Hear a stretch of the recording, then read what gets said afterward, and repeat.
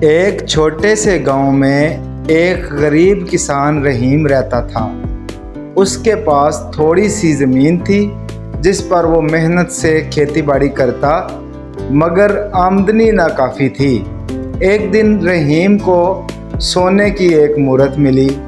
وہ بہت خوش ہوا اور سوچا کہ اس کے تمام مشکلات ختم ہو جائیں گی، مگر پھر یہ خیال آیا کہ اگر گاؤں والوں کو پتہ چل گیا تو وہ حسد کریں گے یا مورت چوری ہو جائے گی، لہٰذا اس نے مورت کو زمین میں چھپا دیا اور کسی کو نہ بتایا۔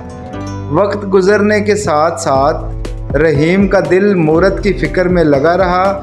وہ ہر وقت اس کی حفاظت کے بارے میں سوچتا اور اپنے کام پر توجہ نہ دیتا۔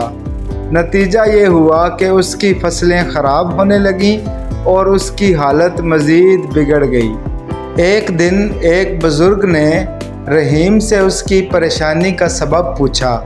رحیم نے اپنی کہانی سنائی تو بزرگ نے کہا، دولت کا اصل فائدہ دوسروں کے ساتھ بانٹنے میں ہے۔ اگر تم نے مورت فروخت کر کے لوگوں کی مدد کی ہوتی تو تمہاری زندگی بہتر ہو جاتی۔ رحیم نے بزرگ کی بات سمجھ لی اور مورت فروخت کر کے گاؤں کے لوگوں کی مدد کی۔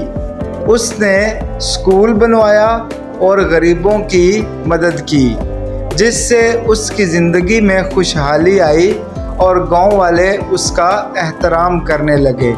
اس کہانی سے ہمیں یہ سبق ملتا ہے کہ نیک عمل کرنے سے ہی انسان کو خوشی مل سکتی ہے۔ اپنا اور اپنے گھر والوں کا خیال رکھیں اور اس چینل کا بھی خیال رکھیں۔ بیل آئیکن کا بٹن دبانا نہ بھولیے گا تاکہ آنے والی ویڈیوز سے آپ کو باخبر رکھا جائے۔ تھینک یو، اللہ حافظ۔